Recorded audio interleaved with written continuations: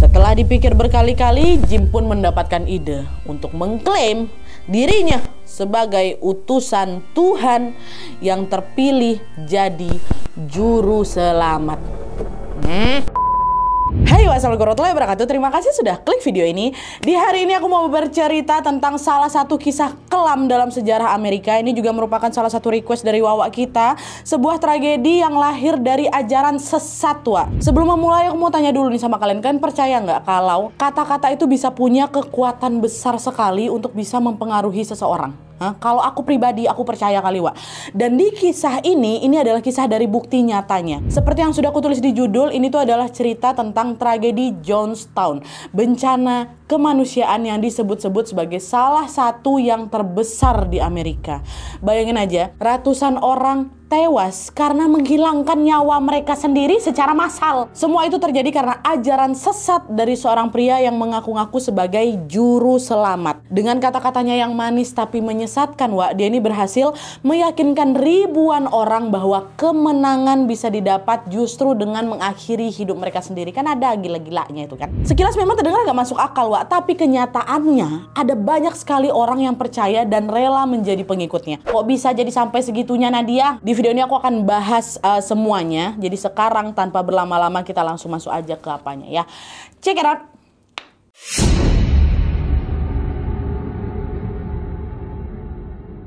Oke, jadi tokoh utama dalam tragedi ini adalah seorang laki-laki yang bernama James Warren Jones atau yang lebih dikenal dengan nama Jim Jones ya. Dia lahir di Creed, Indiana, Amerika di tanggal 13 Mei tahun 1931. Bapaknya namanya James Thurman Jones, seorang veteran Perang Dunia Kedua, dan ibunya bernama Lainita Putnam Jones ya.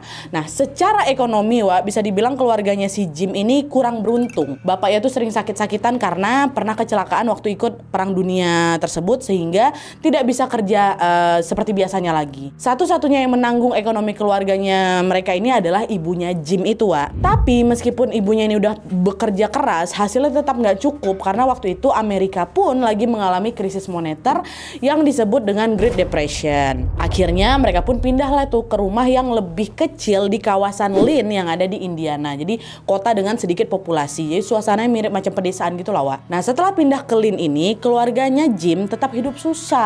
Ditambah lagi kondisi bapaknya juga makin ngedrop dan harus bolak-balik di opname gitulah. Tiap hari ibunya hampir udah nggak pernah ada di rumah, Wak, karena dia harus bekerja untuk bisa ngebiayain biaya pengobatan suaminya atau bapaknya si Jim ini. Nah, semua kondisi inilah yang membuat Jim pun jadi sering sendirian di rumah. Jim kecil ini tuh digambarkan sebagai anak yang kesepian dan kurang kasih sayang dari orang tuanya. Melihat hal itu, para tetangga-tetangganya Jim yang merasa iba pun sering memberikan Jim makanan, memberikan perhatian juga. Alhasil, Jim kecil ini pun justru lebih banyak diasuh oleh para tetangga ketimbang sama orang tuanya sendiri. Nah, salah satunya adalah seorang tetangga yang bernama Myrtle Kennedy, Wak. Nah, Myrtle ini adalah istri dari seorang pendeta di gereja setempat. Ini mohon dikoreksi, Wak, ya kalau aku salah. Aku dapat informasinya kayak gitu, dan setauku juga ada agama yang ngelarang pendetanya ini nikah, tapi ada juga yang ngebolehin. Dan di kawasan tempat si Jim ini tinggal, masyarakatnya itu menganut agama yang ngebolehin pendetanya nikah. Maka ada Ibu Myrtle ya. Myrtle ini, si Ibu Myrtle ini orangnya lembut, penyayang, religius pula, Wak. Dia ini ngurus si Jim kecil udah macam ngurus anaknya sendiri. Diajarinnya si Jim ini agama, ngajak si Jim ini pergi ke gereja, sampai memberikan Jim itu sebuah Alkitab gitu. Nah, dari Myrtle inilah Jim ini pun menemukan figur seorang ibu. Di bawah asuhannya Myrtle, Wak, Jim ini tumbuh jadi remaja yang sangat taat. Kemanapun dia pergi, dia selalu ngebawa Alkitab itu, Wak. Bahkan setiap kali dia berangkat sekolah, Jim ini juga selalu pakai kemeja putih yang biasa dipakai ibadah. Pokoknya Jim ini kelihatan jadi anak alim kali lah. Tapi seiring berjalannya waktu, Wak, orang-orang pun mulai sadar kalau perilakunya Jim ini agak berbeda. Jadi dia tuh punya ketertarikan yang begitu besar pada berbagai praktek keagamaan, bahkan sampai-sampai ke hal-hal yang tidak biasa dilakukan sama anak seusianya. Misalnya nih, Wak, ya, setiap kali dia nemuin ada hewan mati ketabrak di jalan, dibawa sama si Jim balik ke rumah tuh, dibawanya pulang, dan dia ini akan pura-pura menjadi pemuka agama yang memimpin upacara pemakaman untuk hewan itu. Itu kan bisa dibilang agak tidak lumrah kan, Wak, untuk seusianya dia. Itu yang dia lakukan. Nah, karena perilaku itu, Jim pun jadi semakin dijauhi. Dia jadi nggak punya teman. Bahkan para tetangga-tetangga itu yang tadinya peduli kali sama dia, perlahan-lahan mulai menjaga jarak sama si Jim. Perasaan kecewa dan marah ini pun gegara digituin, tumbuhlah dalam dirinya si Jim. Dan sejak saat itu, dia kembali lagi harus menjalani hidupnya seorang diri. Nah, meski sejak kecil Jim ini sering ngerasa sendirian, di tahun 1949 waktu dia sudah beranjak lumayan dewasa nih di umur 18 tahun, dia berhasil menemukan cinta sejatinya. Di tahun itu Jim menikah sama seorang perempuan yang bernama Marceline Baldwin. Terus nggak lama setelah dia nikah, mereka pun pindah ke kota Bloomington, di Indiana juga. Nah, di sana Jim pun sempat kuliah di Universitas Bloomington, tapi tidak lama kemudian Jim sama istrinya pindah rumah lagi ke Indianapolis. Nah, lalu di sana Jim pun pindah kampus juga ke Universitas Butler namanya. Selain mendalami ilmu akademik, Jim ini juga masih terus belajar ilmu agama tuh masih, Jim sering sekali mengajak istrinya ke berbagai gereja, khususnya gereja milik komunitas kulit putih di sana. Dan FYI, pada masa itu ya, di tahun-tahun itu, rasisme di Amerika itu tuh memang masih tinggi kali. Ada banyak sekali fasilitas umum yang sengaja bahkan dibeda-bedain. Toilet, taman bermain, restoran, gereja, semua pokok dipisah antara yang kulit putih sama kulit hitam. Tingkat rasismenya masih tinggi kali. Nah, ketika si Jim ini datang ke gereja orang kulit putih di tahun itu ya, dia macam ngerasa bosan gitu, Menurut dia suasana di sana itu terlalu kaku dan kurang hidup gitu. Akhirnya Jim ini pun nyari lagi lah pengalaman baru dengan datang ke gerejanya orang kulit hitam, which is masyarakat keturunan Afrika Amerika di situ kan. Jim ini kan termasuk kulit putih kan, tapi dia nggak rasis memang. Dan untungnya Jim pun diterima di gereja kulit hitam itu. Kira dia masuklah ke sana kan, dia coba berbaur, dia coba beribadah di sana. Nah, selama di gereja ini, gereja kulit hitam ini, Jim ngelihat orang-orang kulit hitam itu beribadah sambil bersorak, bernyanyi-nyanyi, menari, dan mereka macam kelihatan bahagia kali gitu. Nah, Jim pun ngerasa gereja ini jadi lebih seru. Wah, gereja kayak gini nih aku cari nih, aku mau daftar jadi jemaahnya lah, kayak gitu. Nah, sejak saat itu Jim pun makin sering lah datang ke sana. Dan siapa sangka pertemuannya dengan gereja kulit hitam ini akan mempengaruhi hidup Jim selanjutnya.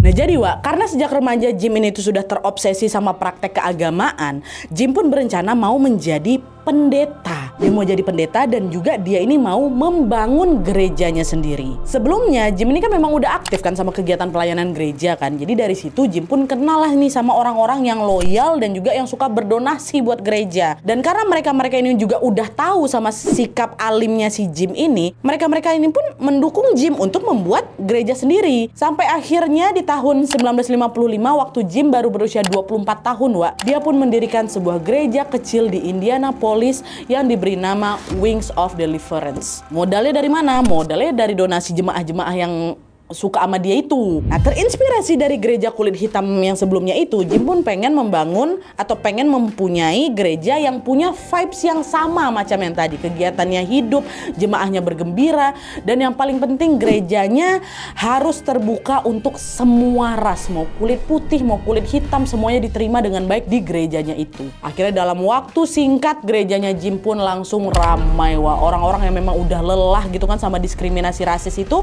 akhirnya pada datanglah itu semua ke gerejanya Jim. Awalnya Jim memang senang, karena kan gerejanya rame tuh ya kan. Tapi sesaat kemudian dia baru sadar kalau aduh, ada masalah di sini. Kalau gerejaku makin ramai, berarti biaya operasionalnya kayak listrik, air, perawatan gedung, fasilitas ibadah, sampai ke konsumsi buat acara pun juga pasti makin gede. Aku harus cari duit kemana ya, pikirnya dia. Akhirnya setelah dipikir matang-matang, Jim pun akhirnya dapatlah solusinya. Yaitu dia mau mendapatkan lebih banyak donasi dari jemaat. Dan supaya jemaat ini mau donasi tanpa dipaksa, Jim pun harus bikin mereka ini makin tertarik lagi dengan cara memperlihatkan mukjizatnya. Emang Jim ada mukjizat Nadian tuh yang nggak ada, pasti nggak ada. Dia cuma manusia biasa kan. Tapi Jim ini tahu kalau dengan adanya mukjizat, dia ini akan lebih gampang lagi untuk narik perhatian orang. Akhirnya waktu sesi ibadah tuh lagi berlangsung, Jim ini bilang ke jemaahnya kalau aku punya mukjizat untuk nyembuhin orang sakit katanya. Apa ada di antara kalian yang lagi sakit kepala? Banyak tuh kan yang ngangkat tangan kan, saya sakit kepalaku Jim, aku juga gitu. Jim pun random lah ini nunjuk salah satu dari mereka sambil bilang, oke, kamu dengan kuasa Tuhan aku perintahkan sakit kepalamu hilang. Sekarang juga kau sembuh. sembuh. Lalu entah karena sugesti atau apa Wak ya, orang tadi bilang, oh iya saya sembuh, kata kayak gitu. Nah kabar tentang Jim yang bisa nyembuhin orang sakit kepala ini dengan cepat pun nyebarlah itu di kalangan masyarakat. Weh, pendeta Jim bisa ini, bisa nyembuhin sakit kepala apa segala macam. Alhasil Jim pun jadi punya banyak lagi jemaat baru yang langsung tertarik sama penyembuhan yang soal tadi mujizat-mujizat tuh. Dah nih, seiring berjalannya waktu, mereka juga makin royal lagi sama Jim Wak. Tanpa diminta, mereka suka rela berdonasi sampai gerejanya si Jim ini betul-betul gereja mewah, kaya dan makmur kali lah. Terwujud keinginan dia. Nah, setelah dia udah punya banyak uang, Jim pun membeli bangunan baru waktu itu, bangunan baru yang lebih besar untuk gerejanya ini. Jadi kan jemaatnya kan makin banyak kan, nggak muat nih kalau misalnya dipakai di tempat yang lama. Jadi bangunan yang Jim beli ini, bangunan baru ini, dulunya juga dipakai buat ibadah, dibeli lagi sama si Jim kan. Nah di bagian depan bangunan baru ini ada tulisan temple atau kuil. Terus pas Jim ini mengubahnya jadi gereja, dia dapat ide buat sekalian mengubah nama gerejanya menjadi People's Temple dengan lokasi baru dan nama baru. Jim pun makin semangat lagi memperkenalkan gerejanya ke masyarakat luas lagi. Udah ada gereja baru nih, lebih besar, lebih luas gitu kan. Jim pun nge-branding gerejanya sebagai tempat ibadah yang aman dan nyaman tanpa rasis. Bahkan juga dia ini ngebantuin jemaah kulit hitam untuk bisa makan di restoran kulit putih loh. Dia itu salah satu yang dia lakukan. Jadi waktu itu memang kebanyakan restoran kulit putih ini tidak mau menerima customer kulit hitam. Waktu itu kan memang lagi tinggi-tingginya kan. Tapi Jim ini punya cara untuk bisa ngeluluhin pemilik-pemilik resto kulit putih itu. Jadi dia bilang ke pemilik kayak gini, Pak, tolong izinkan jemaatku yang kulit hitam buat makan di sini ya. Perlakukanlah mereka dengan adil. Kalau kamu izinin, aku jamin restomu akan makin ramai dan pemasukanmu jauh lebih banyak dari biasanya, kata kayak gitu. Dengar itu si pemilik resto kulit putih ini pun tertarik. Oh iya Pak ya, betul juga ya Pak. Jemaahnya Bapak kan banyak. Kalau semuanya makan di sini, uang aku bakal makan lebih banyak lagi. Yaudahlah, oke Pak, biarin aja mereka masuk. Mau kulit hitam juga nggak apa-apa, kata si pemilik ini. Ya udah, kira setelah mendapatkan izin, Jim pun bilang lagi ke jemaatnya, wahai saudara-saudaraku, berbahagialah karena kesetaraan telah sampai pada kalian. Mulai hari ini kalian boleh makan di resto A, di resto B, di resto C, resto D dan seterusnya. Jangan khawatir, karena di sana kalian akan diperlakukan dengan adil tanpa dibeda-bedakan lagi, kata dia kayak gitu. Kira pas denger itu ya jemaah langsung bersorak-sorak, wah akhirnya pas gelom betul-betul tangan lah mereka semua sana. Mereka ngerasa keberadaannya si Jim ini betul-betul menjadi berkah gitu loh Wak. Selain mengajari agama, Jim ini juga sudah memberantas rasisme. Ya nggak heran kalau Jim dan juga gereja People's Temple-nya ini pun makin populer lagi di sana. Makin diidolakan lah Wak, makin diidam-idamkan, makin menjadi panutan lah gitu waktu itu. Tapi pas Jim dan gerejanya ini sampai di puncak popularitas Wak, disitulah Jim mulai bersikap semena-mena. Jim yang awalnya cuma ngajarin ilmu agama Wak, lama-lama kecampur sama ide-idenya sendiri. Jim ini macam lagi bikin ajaran baru atau agama baru sesuka dia gitu loh Wak.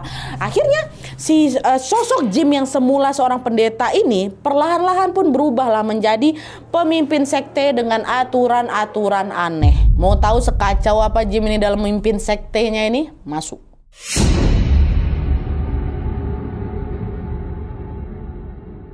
Nah jadi Wak, di saat yang sama pas Jim ini lagi gencar-gencarnya mimpin gereja People's Temple sini, pada sekitar tahun 1950-an, isu komunisme di Amerika lagi panas-panasnya ya kan. Waktu itu Amerika baru saja selesai dari Perang Dunia Kedua dan lagi ngalamin perang dingin sama Uni Soviet. Macam sudah kalian tahu semuanya, perang dingin ini kan terjadi karena apa? Karena perbedaan ideologi. Amerika nganut kapitalisme, sedangkan Uni Soviet menganut komunisme pintar. Nah alhasil kondisi inilah yang bikin segala yang berkaitan sama komunisme pun langsung ditentang lah sama Amerika. Nah di sini Jim malah kebalikannya Wak.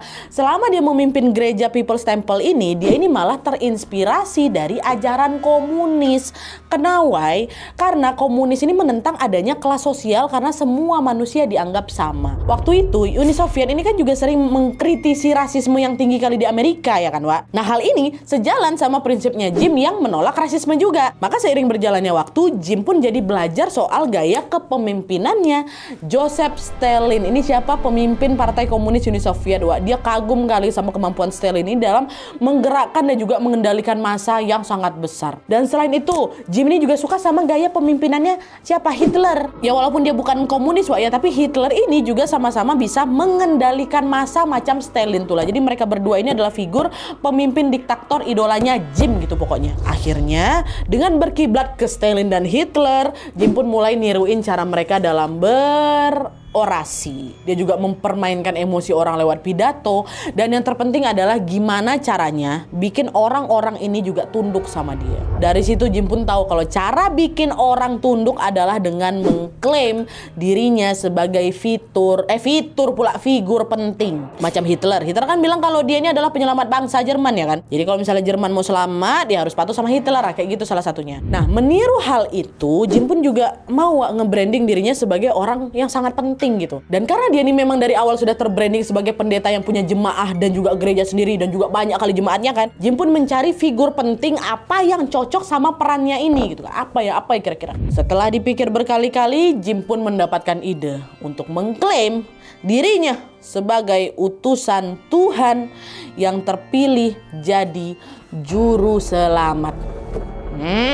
Orang-orang yang sejak awal memang sudah kagum sama si Jim, mereka di situ langsung percaya aja kalau Jim ini betulan seorang juru selamat. Sedikit pun mereka nggak ada ragu sama sekali sama si Jim, karena itu dia, karena image-nya si Jim selama ini kan di mata mereka orang baik kali. Mereka melihatnya bukan sekedar pendeta, tapi sosok yang peduli sama kaum miskin. Dia menentang rasisme dan juga berani melawan ketidakadilan gitu kan. Nah, kualitas-kualitas itulah yang membuat jemaat-jemaatnya si Jim ini pun merasa Jim ini betul-betul memiliki panggilan ilahi. Gitu, makanya langsung percaya aja orang-orang tua. Dan di saat mereka sudah percaya, disinilah dengan kesadaran penuh Jim pun memanfaatkan kepercayaan itu. Perlahan-lahan Jim mulai mencuci otak jemaahnya untuk mengabdikan diri ke gereja. Ada banyak sekali pengabdian yang bisa jemaah lakukan waktu itu, mulai dari mendonasikan semua gaji mereka, sampai kayak gitu, ikut kerja di proyek-proyek gereja tanpa dibayar, manut mereka. Dan mereka pun berhenti mendatangi tempat-tempat hiburan macam ke klub, bioskop dan sejenisnya. Mereka udah gak datang lagi ke sana. Jim ini bilang ke jemaatnya,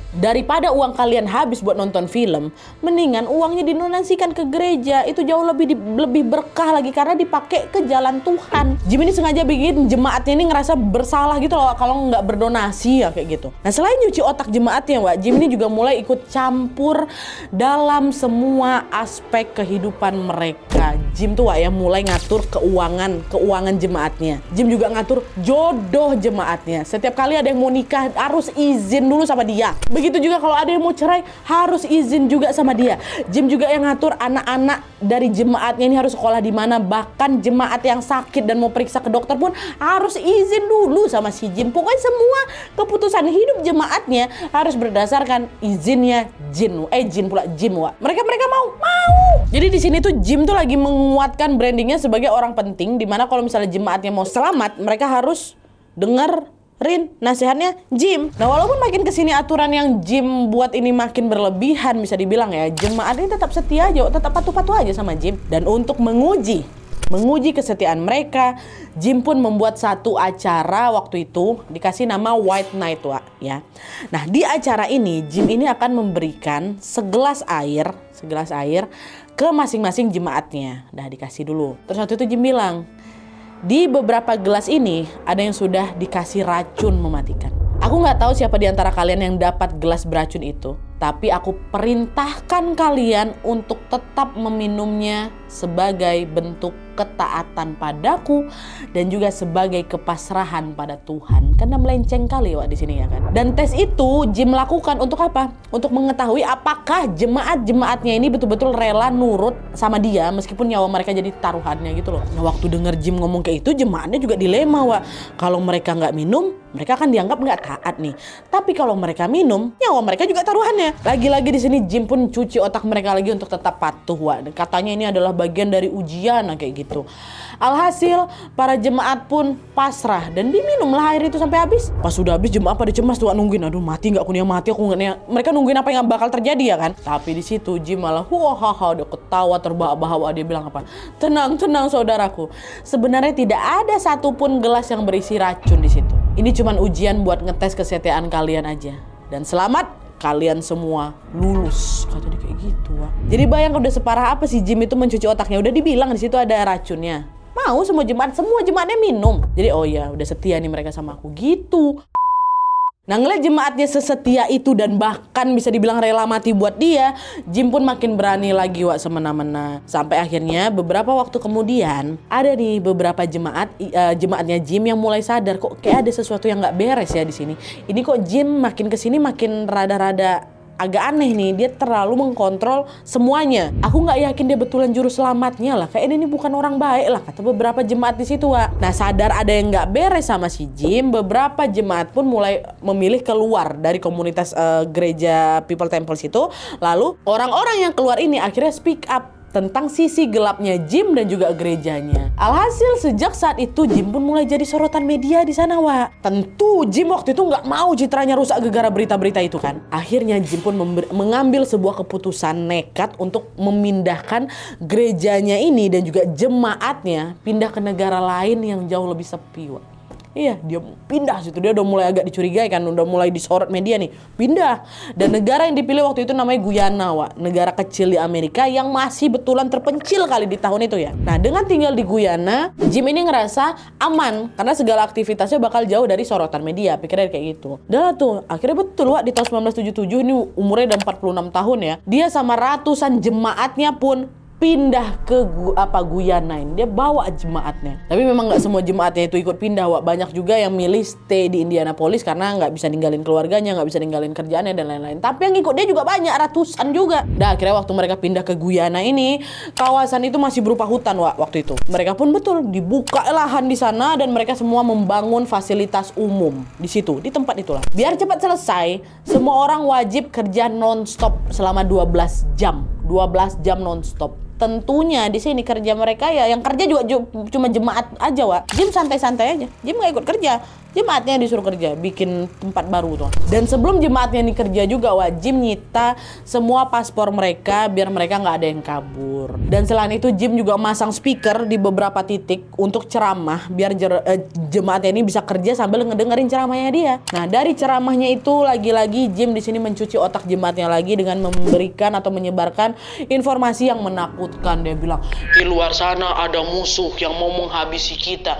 Tapi sebelum itu terjadi, untunglah kita semua sudah pindah ke sini. Maka bersyukurlah kalian karena kalian adalah orang-orang yang selamat. Jim tuh bilang kayak gitu biar jemaatnya takut kalau kabur di sana, Wak. Dan selain itu Jim ini juga membentuk pasukan bersenjata dari para pengikutnya yang memang paling setia kali, Wak. Pasukan itu dikasih nama Red Brigade. Mereka bertugas untuk memantau jemaat-jemaat yang lagi kerja atau nakut-nakutin mereka juga. Dan sesekali mereka lepasin ya tembakan asal gitu untuk biar tahu nih, ayo ada senjata, Wak, kita nggak bisa kabur kemana-mana kayak gitu. Bayangin aja, Wak, macam mana kalau kita ada di posisi jemaatnya Jim tuh, Wak. Berani nggak kalian kabur? Tuh ya enggak. Adalah tuh kan akhirnya singkatnya lahan pun selesai dibuka, Wak. Dan mereka pun membangunlah hunian-hunian di sana. Tempat itu menjadi markas mereka yang baru. Jim lalu menamai kompleks hunian di tempat baru ini dengan nama Jonestown. Diambil dari nama dia, Jim Jonestown gitu kan. Jim pun bilang ke jemaatnya kalau Jonestown ini akan menjadi tempat tinggal yang paling aman, paling nyaman, paling membahagiakan buat kalian semua gitu. Tapi apa yang terjadi? Malah kebalikannya.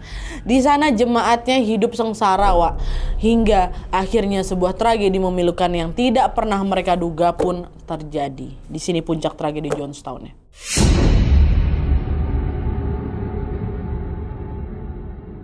Nah, jadi ceritanya setelah si Jim dan jemaatnya ini tinggal di Jonestown, Jim betul-betul membatasi lagi segala informasi dan juga komunikasi sama dunia luar, Wak. Dibatasi sama dia. Waktu itu teknologi komunikasi belum semaju sekarang ya tentunya. Orang-orang itu masih pada berkirim-kirim surat, Wak. Tapi setiap kali ada surat yang masuk ke Jonestown, walaupun surat itu ditujukan buat jemaatnya ya, bukan buat dia, Jim wajib membacanya dulu. Jim harus tahu isi suratnya itu aman atau enggak. Kalau misalnya dirasa aman, barulah surat itu dikasih ke si penerima. Sebaliknya kayak gitu juga, Wak. Kalau ada jemaat yang mau ngirim surat ke luar Jonestown, Jim juga wajib dibacanya dulu. Ini suratnya ada ngejelek-jelekin kita nih, nggak ada ngejelek-jelekin Jonestown nggak? Kalau ada, revisi dulu suratmu. Jim pokoknya nggak mau ada informasi jelek soal Jonestown karena dia takut dia jadi sorotan media lagi, Wak. Alhasil jemaah-jemaahnya pun ya cuman boleh menceritakan hal-hal yang bagus aja tentang Jonestown. Betapa bahagianya mereka tinggal di Jonestown itu, tentang kepemimpinannya Jim itu yang jadi panutan kali, yang keren kali dan lain-lain. Pokoknya harus ngasih informasi yang baik-baik aja lah, walaupun sebenarnya itu semua hanya bohong gitu. Nah, karena urusan surat menyurat ini sudah dibatasi sama Jim, para jemaat ya akhirnya nggak leluasa lah komunikasi sama keluarga mereka yang ada di rumah kan, keluarga yang memang tidak tergabung dalam jemaatnya si Jonestown ini. Lama-kelamaan pihak keluarga pun khawatir, Wak. Pihak keluarga yang ada di luar, ini mereka yang ada di Jonestown kok pada nggak bisa dihubungin ya, mereka ini aman-aman aja nggak kayak gitu. Nah, khawatir terjadi sesuatu, pihak keluarga pun lapor lah Wak ke polisi itu. Laporan demi laporan terus Wak berdatangan tuh ke kantor polisi kan. Sampai akhirnya di tanggal 17 November 1978, pemerintah Amerika pun mengirim tim investigasi Wak ke Johnstown. Tim itu terdiri dari seorang anggota Kongres bernama Leo Ryan, terus ada jurnalis, ada tim legal juga, ada kameramen juga nih untuk dokumentasiin kunjungan mereka. Nah, sebelum Leo dan juga timnya nih datang Wak, mereka komunikasi dulu nih sama Jim. Besok kami mau kunjungan ke Johnstown ya gitu katanya. Nah, awalnya waktu itu Jim nolak Wak, nggak usah gitu. Tapi setelah dipujuk berkali-kali, Jim pun mengizinkan. Jim tahu kalau kunjungan ini pasti akan mengekspos kehidupan dia sama jemaahnya, pastilah ya kan. Lagi-lagi Jim tidak mau ada info jelek yang kesebar di media. Alhasil selama kunjungan berlangsung, selama kunjungan Leo dan kawan-kawan ini berlangsung Wak, Jim ini nge-setting semua jemaatnya buat berperilaku baik. Ya, jadi kalian tahu pas Leo sama timnya ini mendarat di bandara Port Kaituma, Wak, bandara kecil ada di Johnstown itu, mereka langsung disambut sama jemaahnya, wah bersorak-sorak gembira kayak gitu Wak. Mereka pun nganterin Leo sama timnya ini buat ketemu sama Jim, yang memang Jim tuh udah nunggu standby di aula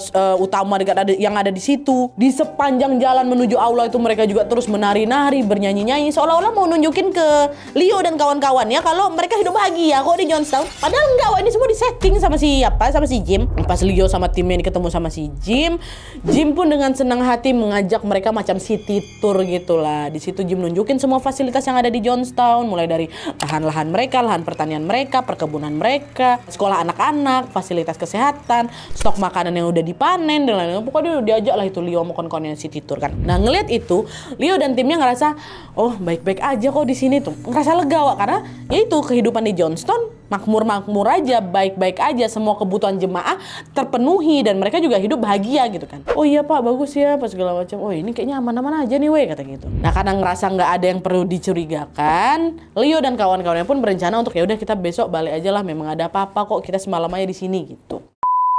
Nah, malam itu dan malam harinya nih ya, waktu Leo sama kawan-kawannya lagi istirahat, tiba-tiba ada jemaat Wak yang datang, dia ngasih secari kertas ke si Leo. Tanpa ngomong apa-apa, jemaat itu udah langsung pergi aja nih, cuma ngasih kertas aja. Dan pas kertasnya itu dibuka, kaget mereka Wak. Tulisannya itu apa? Tolong keluarkan kami dari sini. Nah, tulisan itulah yang bikin Leo sama kawan-kawan jadi curiga, kok mereka tiba-tiba minta dikeluarin dari Johnstown? Ini bukannya dari tadi juga kita ngelihat mereka bahagia-bahagia aja ya? Ini kode ini pasti ada yang nggak beres di sini nih. Dan ternyata betul Wak, besok harinya di tanggal 18 November 1978 kecurigaan mereka langsung terjawab ya. Di pagi itu waktu mereka bangun, mereka mau coba menyelidiki atau mereka mau pulang lah waktu itu kan. Pas sekali mereka baru bangun, ada sepasang suami istri namanya Gerald dan Patricia tiba-tiba langsung lari nyamperin si Leo. Dia bilang, Pak, tolong bantu kami Pak, kami pengen pulang Pak, kami ditahan di sini. Tolong Pak, bawa kami keluar dari Johnstown, kata gitu. Nah, di situ Leo tuh nggak sempet nanya lebih detail Wak, apa yang terjadi di sana, tapi Leo yakin kalau keadaan di sana, oh berarti ada yang nggak baik nih. Ini pasti penyebabnya si Jim nih. Akhirnya di situ fokusnya Leo dan timnya saat itu adalah menyelamatkan mereka yang minta tolong ini. Tadi malam udah dapat, ini disamperin langsung ya kan. Oke, baik ibu bapak tenang, sebentar lagi kita akan pulang. Sekarang cepat kemas barang-barang kalian dan ajak siapapun yang mau pulang juga, kata Leo. Dengar itu Gerald sama istrinya pun lega Wak. Mereka langsung balik ke tempat mereka beres-beres sambil barang-barang semua dan bersiap mau pergi nih sama si Leo ya kan. Tapi di situ perbuatannya Gerald sama si istrinya ini ketahuan sama si Jim Wak. Jim panggil Gerald sama istrinya kan untuk diinterogasi. Tapi di situ Jim nggak banyak omong. Karena apa? Karena pergerakannya kan dipantau sama Leo sama kawan-kawannya. Kan kawannya ada ini juga, ada kameramen kan yang bertugas untuk mendokumentasiin kunjungan di sana. Akhirnya depan kamera pun Jim nggak berani bersikap semena-mena juga sama Gerald Wak. Akhirnya kan dicarot, nah macam-macam kau mau ada apa? Dia kayak ada kamera Pak. Akhirnya dengan berlagak bijak, Jim pun membolehkan Gerald sama istrinya pergi Wak. Nah, kabar soal Gerald sama istrinya yang akan pulang bareng Leo ini pun makin kesebar lagi di kalangan jemaat lain. Akhirnya di situ nggak Gerald sama istrinya aja Wak, ada belasan jemaat juga yang memilih untuk ikut pulang sama Leo. Sama seperti Gerald, mereka pun langsung kemas-kemas dan ikutlah itu sama Leo dan timnya balik ke bandara. Sesampainya di bandara Wak, pas mereka mau naik pesawat, tiba-tiba mereka dengar ada suara truk yang datang mendekat. Ternyata itu adalah apa? pasukan bersenjatanya Jim yang datang untuk menyerang mereka. Nggak pakai basa-basi waktu itu. Pasukan itu pun langsung ditembaknya Leo, ditembaknya kawan-kawannya, ditembaknya jemaat-jemaatnya tuh. Dalam waktu singkat 8 orang waktu itu tewas di tempat dibuatnya. Leo pun ikut mati. Tapi ada beberapa memang yang selamat, lari ke hutan masing-masing, lari itu beri-beri. Ditembakin sama siapa? Sama komplotannya Jim. Nah, nggak lama setelah aksi penembakan itu terjadi, Jim pun langsung ngumpulin lagi semua jemaat yang tersisa untuk memberikan ceramah. Di sini dia bohong lagi, wah. Dia bilang kayak gini. Leo dan timnya sudah balik ke Amerika. Dia bilang udah balik, padahal udah dibunuh sama dia kan. Cuman dia nggak bilang itu, udah balik ke Amerika. Walaupun kemarin mereka kelihatan baik sama kita, sebenarnya mereka itu musuh. Dan nanti mereka akan datang lagi ke sini dengan membawa pasukan dan senjata yang jauh lebih canggih. Kita nggak bisa perang melawan senjata mereka, karena kita nggak punya persenjataan. Tapi kalian nggak perlu khawatir, karena kita tetap bisa menang sebelum perang. Ditanyalah sama jemaatnya kan, gimana caranya menang sebelum perang ini Pak Jim gitu. Nah sebelum Jim jawab apa-apa, Wak, pasukan bersenjatanya ini yang red tadi tuh tiba-tiba ngebagiin segelas air ke masing-masing jemaat yang tersisa itu. Banyak loh Wak, jemaatnya, ada ratusan, masih ada ratusan.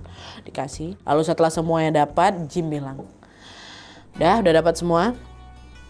Daripada nyawa kita melayang di tangan musuh, lebih baik kita menang dengan menghabisi nyawa kita sendiri. Gelas yang kalian pegang itu semuanya sudah diberikan racun.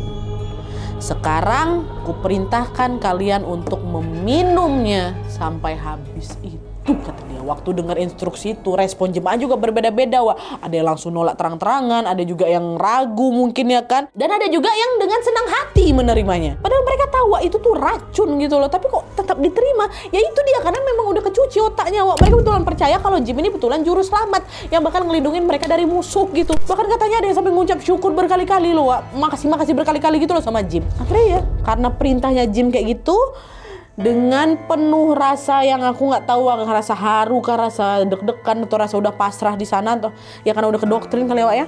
Bersama-sama mereka pun meminum segelas racun yang ada di tangan mereka itu.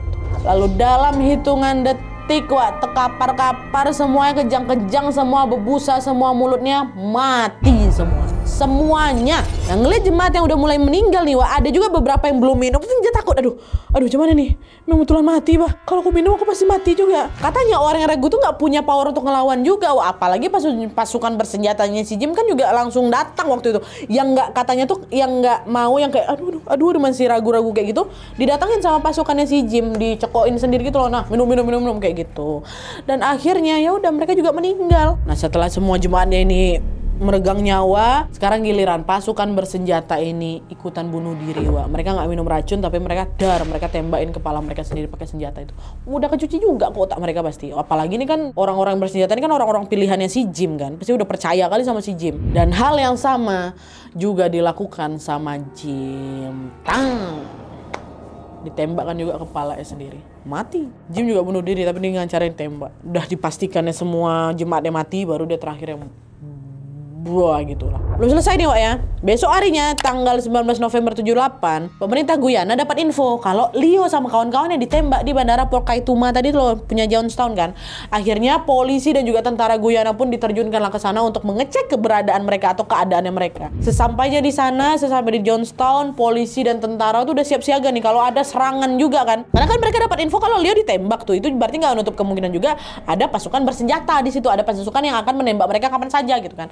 Tapi pas mereka mendekat ke hunian tempat Jim dan jemaatnya tinggal, wah apa nggak langsung tersiok mereka itu ya kan. Mereka melihat pemandangan yang sangat mengerikan di mana ada banyak kali mayat bergelimpangan, wah ada yang saling tumpuk dan sebagian juga masih memeluk anak-anak mereka. Ada yang masih pegang itu gelas bekas minuman itu dan hampir semua mulut mereka juga berbusa. Sedangkan mayatnya Jim ditemukan sendirian di pavilion utama tempat dia terakhir ceramah itulah. Pas diperiksa ada luka tembak di bagian kepala kanannya gitu. Pemandangan mengerikan itu sampai bikin para polisi sama tentara Guyana di situ speechless pasti, Wak. Nggak kebayang, kita nengok fotonya aja astagfirullahaladzim nggak bisa ngomong kan, apalagi mereka yang ada di lokasi saat itu. Dengan hati yang berguncang mereka pun mencoba menghitung mayat satu persatu, dihitung, diperiksa. Dan bisa kalian tebak berapa jumlahnya? 918 mayat. 918 mayat, wak, sebanyak itu, ya Allah. Tragedi itu pun langsung disebut sebagai peristiwa bunuh diri massal terbesar dalam sejarah Amerika. Akhirnya, untuk mengevakuasi mayat-mayat itu, pemerintah Amerika pun menerjunkan pasukan militer dan juga tim medis ke sana. Jadi bukan cuma angkatan bersenjata dari Guyana aja, wak, dari Amerika didatangin semua angkatan bersenjata dari pusat lah gitu. Diturunkan selama berhari-hari, mereka mengidentifikasi dan memulangkan para mayat ini ke rumah masing-masing. Tentunya tidak ada sanksi hukum dari kejadian ini, karena apa? Karena Jimnya udah mati. Tapi yang jelas, perbuatan Jim yang licik, manipulatif, dan juga keji ini akan selalu diingat oleh dunia. Pasti itu, Wak. Oke, Wak, jadi itu tadi sejarah tentang tragedi Jonestown. Mungkin sampai sini kalian juga ada yang nanya, kalau Jim sama semua jemaatnya mati nih, Nadia, meninggal di situ ya. Terus orang-orang bisa tahu informasi ini dari mana, Nadia? Nah, yang kami tahu, Wak, kisah tentang Jim ini banyak diketahui dari mantan jemaat gereja People's Temple tadi. Gak semua jemaatnya Jim ini ikut pindah ke Jonestown kan, Wak? Dan mereka inilah yang akhirnya speak up soal si Jim.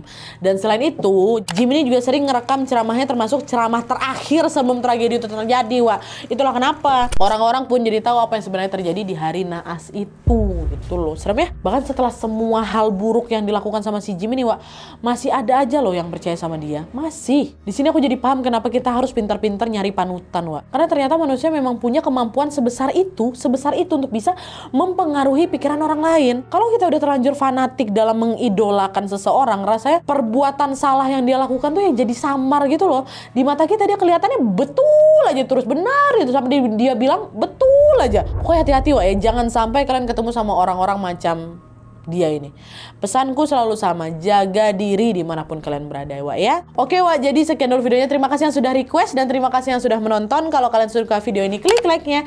Jangan lupa komen di bawah tidak ada dan saran-saran untuk selanjutnya.